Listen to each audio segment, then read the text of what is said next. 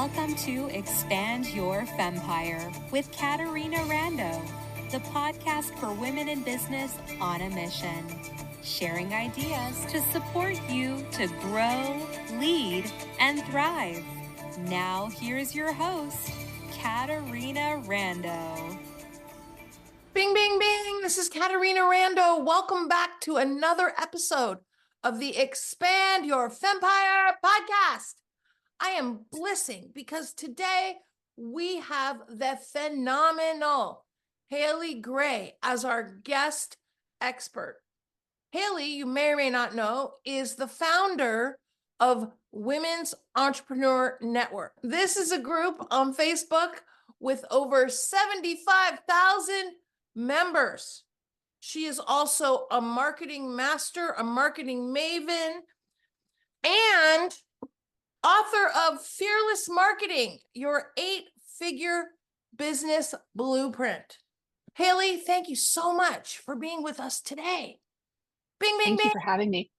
Yay. This is exciting. It is exciting. Now, Haley, you and I have been friends for a few years now. We have spoken for each other on our stages. You came on the Bliss Retreat. I've been in your programs. I can't wait to go on your branding cruise coming up. And you and I have chatted a lot about marketing. And one of the things that I want to talk with you about today is what are some of the things that you feel all of the experts tell women in business, women with service businesses, that really get them in trouble? One of the things that a lot of women want or think they want is they want to become a best-selling author on Amazon. So they drop $5, $10, $20, $30,000 into this book project and they get it published. It goes to Amazon International Bestseller. And there's a reason I'm doing the air quotes. And then nothing happens.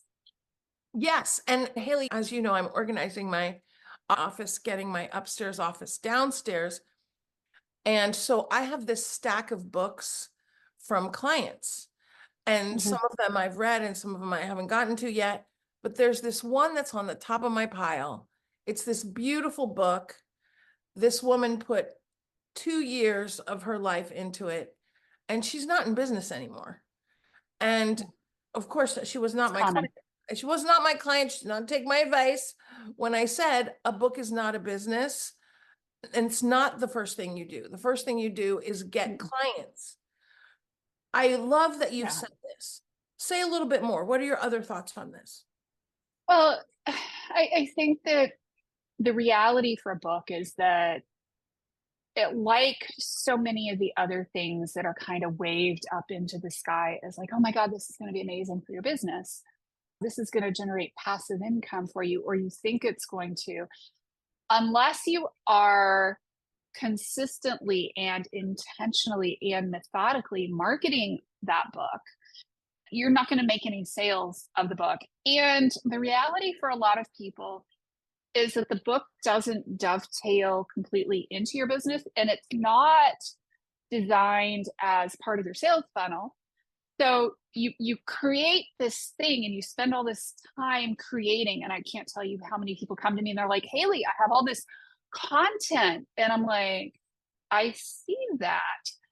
And are you getting any sales? And at the end of the day, they're not focusing on the client acquiring activities. They're focusing on the book, the course, the things, the pretty stuff, the gorgeous website, the 8th redo of the logo. You know, Haley, 2 things I want to say. One, what you said is people think it's all about visibility. The more visibility I have, the more clients I'm going to get. Well, visibility helps, but you still got to talk to people, right? And you still got to focus on your sales. The other thing I want to say is you mentioned about sometimes the book is a little aside from their business. I remember once I was at an author event, this lady's sitting next to me, and she says to me, oh, I have a book and I'm so excited about my book. And she was in the real estate business. So her business was real estate. And she pulled out her book, and I'm thinking it's going to be, in how to have investment property, first time home buyer, something. And it was about stories my mom told me for a better life. And now, lovely topic. I'm sure it was a great book, but it super did not make her an expert in her field. And some people can effectively do two things, but really that's the hardest path. I said Way harder. Yes. I said to someone yesterday, you cannot have two masters.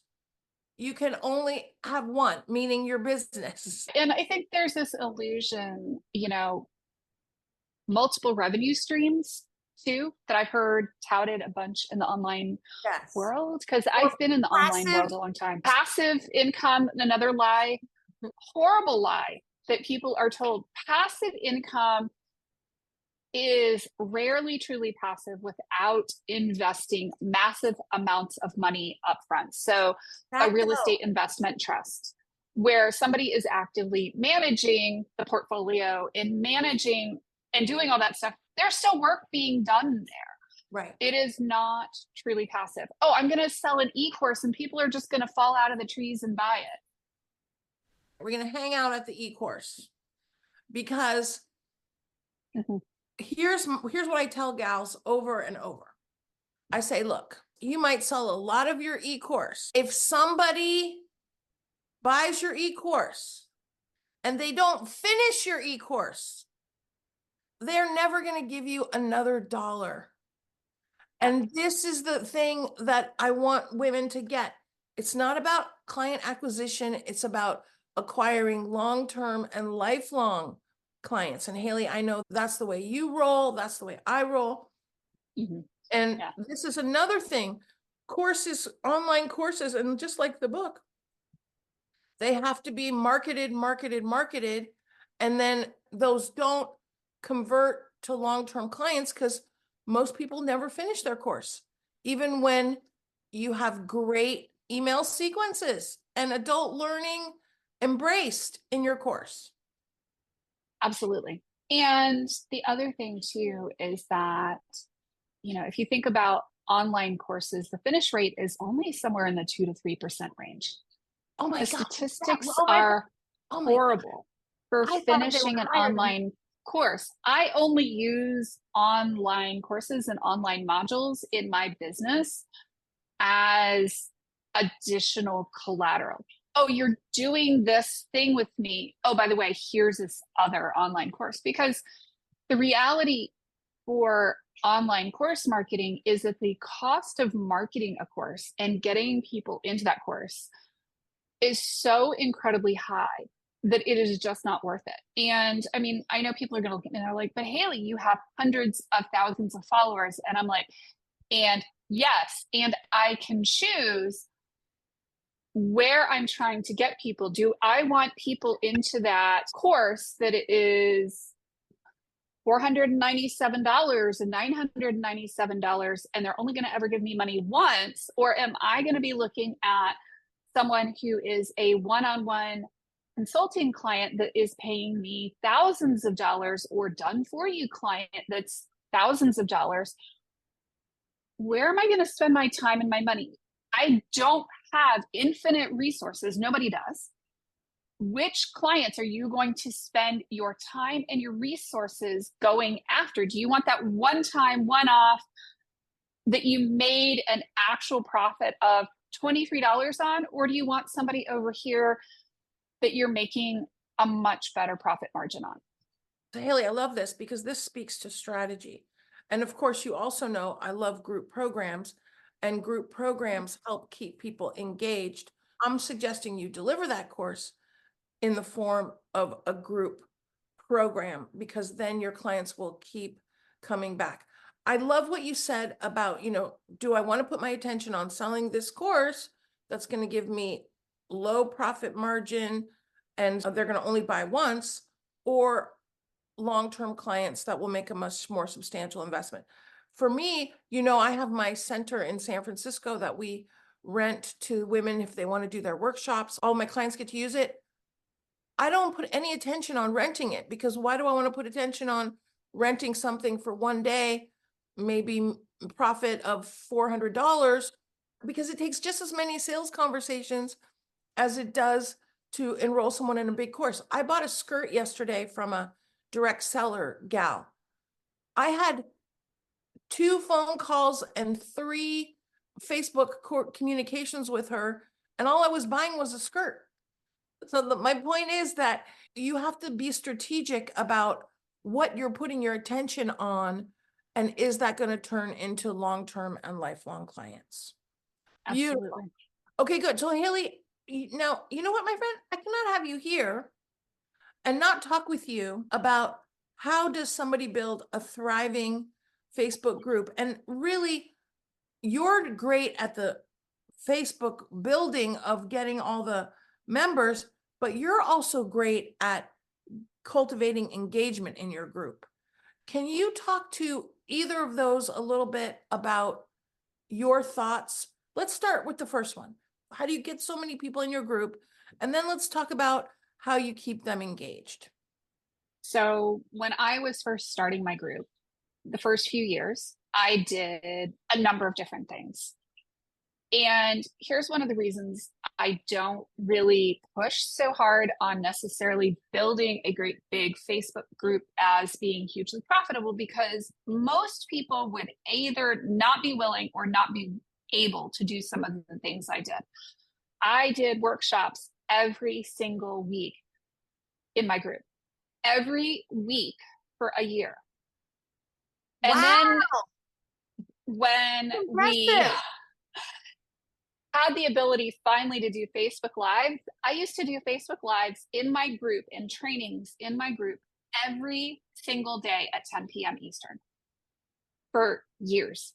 Now I do it a little bit differently because I don't have the same amount of time or energy.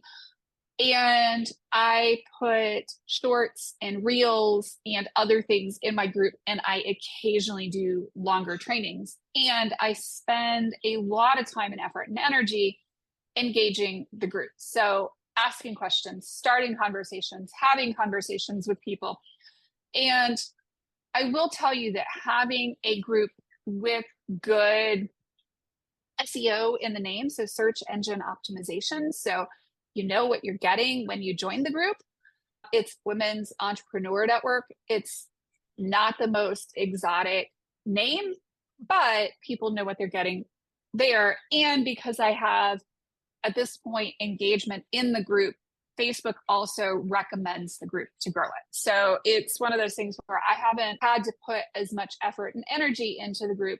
Once I got past the 1,500 to 2,000 member mark, it grows itself because I'm always putting content and making a point of engaging people in the group. And in fact, right now, I'm actually redoing a ton of graphics.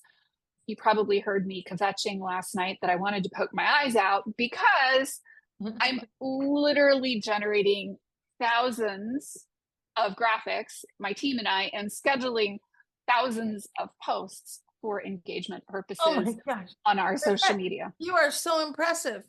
Okay, now notice everyone, Haley said her and her team. One of the things that I know is that Haley has a great team, and she has attention on team, because as for all of you listening, the highest and best use of her time is strategy, selling, talking to her clients, etc., because those are things that only she, you, my friend, can do. Okay, Haley. So first of all, that's a lot of heavy lifting to have your group thrive. I know I cannot do all of that myself. You're motivating me, though, to do more. You're motivating me to do more. And let's talk a little bit about, do you have a great community of women with your Women Entrepreneur Network? A lot of great gals. Tell me, how do you keep them engaged? Say a little bit about all of that. So we do a lot of different things. It's not any one thing. So, at a bare minimum, what I see a lot of people who have Facebook groups fail at is not starting conversations intentionally with their community. So we do polls, we do quizzes, we do questions, we post many times a day, anywhere between 5 and 15, 20 times a day, depending on what we're doing. So when I say thousands of graphics, there's a reason for thousands of graphics. The other thing is that we are doing challenges and networking opportunities. And I actually partner with people to offer more services than, say, I could easily provide alone in my group. So I've partnered with Katarina on some things. I've partnered with Pam Meister on providing a co-working space, a virtual co-working space called The Zone, and being one of the experts in that community. So I'm joining the two communities. I've partnered with a number of people to provide additional services, networking, all kinds of stuff, online business listings, the ability to go live in the group, lots of things that we do that either we provide or one of our partners provides. So it's thoughtful and intentional and making a point of doing things for our members. That's wonderful. You're providing massive value. You're providing more than what they would expect from a group when you say networking and co-working time. You also have done many virtual events with multiple speakers to get more engagement. I love all of this. You are so brilliant at the marketing and the engagement. My friend, we have to talk about your branding cruise coming up. Now, I want to hear a little bit about it, but really, you know me, I love cruising. I love retreats and trainings on cruise ships because nobody can come late, nobody can leave early, and they tend to be stuck together with their own group. Why did you decide to do your branding cruise? I would like to think that most people are joining a program because they want some of the value, at least, out of the program.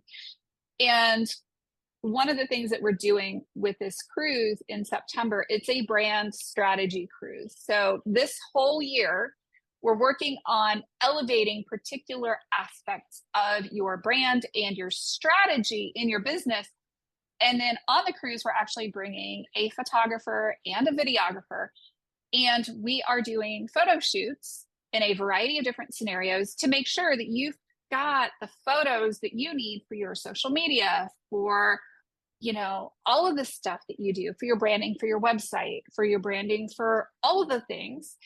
And then doing a speaker reel for each person, because one of the things I have found is that it is really, really hard to get a recording of yourself speaking on a stage in front of an audience. And just try getting a video of yourself speaking anywhere that you've done paid or unpaid speaking and doing your speech. So we're going to be talking about exactly what that speaker reel should be so that it fits in your brand strategy, because like the whole book thing earlier, it's great to have a video of yourself speaking, but if it doesn't speak to your audience and what you're trying to do and where you're trying to go, it's the point. My friend, I love this because, having been around for a long time with speaking, I remember one day I hired the videographer to come video my speech, and it was a great group and a great speech, and there was this fly that kept right in front of me the whole time. It was very distracting. Well, it wasn't only distracting, it was obvious. Could not use the video. And I remember another time I hired a guy. I had a big audience, had 300 people. I flew the guy in so that I could get myself speaking in front of the big audience. This place looked like a church basement. There was pillars all over. They had crepe paper. It looked like it was the most unappealing venue situation. And he couldn't get anywhere near me, so he's shooting me from the side. It was terrible. A lot of money down the drain. So I am blissing that we are going to get a speaker reel on your upcoming cruise. Bing, bing, bing. Well, and the cool thing is we can retake that video as many times as we need to get what we need, because the videographer is going to be there on the cruise. So doing this, we can copy paste if we have to. or we can start over again if we have to. So we've I got am great opportunities. I am super looking forward to it. You know, Haley, the other thing I want to say related to this, people really don't recognize part of the value that we deliver when we have retreats, when we have your branding strategy cruise, is the opportunity to get together with other phenomenal entrepreneurs and talk about stuff. You were with me when we did our Thrive with Retreats retreat earlier in the year. And as you know, I scheduled 90 minutes for mastermind time. And we were there 7.5 hours later because all the ladies, that's what all they want to do. You could not get us out of your room. It was so fun. I loved it. The whole bed was full of plates for room service because we didn't even go to dinner that night because we were having so much fun masterminding and sharing ideas. By the way, let me say, masterminding is something I'm not hearing a lot about these days. Of course, it comes and goes, but my point is, whatever programming somebody is offering, listener, I'm talking to you, whatever program you're offering, make sure you have some mastermind time in there. Haley, we got a lifetime supply of things to talk about. I look forward to all the time we have together this year to do all that talking about different things. You are such a wise person, a great marketing strategist, a resource. Let's tell our listeners how they can connect with you. Sure. My name is Haley Lynn Gray, so you can find me by Googling me. And you can also find women'sentrepreneurnetwork.org is the website for the Facebook group. My business website is Intuitive Biz with the number 2 instead of the TU in it. And we, really just focus on helping people. You can cyberstalk me on Facebook, on LinkedIn, on whatever platform you want, and see who I am as a person. You can look at my YouTube videos for Women's Entrepreneur Network or myself and get to kind of know me, find out if I'm actually a real person or not. My friend, you are such a real person. I know this because we have gone to afternoon tea on a cruise ship with butterfly headgear together and had a great time amongst many other amazing adventures we've had. And I know there's many more to come. Hang around me for a little while and I'll get you into all sorts of stuff. Yes, I look forward to it. My friends, Haley has given you so much to think about today. I want you not only to say, hey, that was some interesting ideas. I want you to take some action.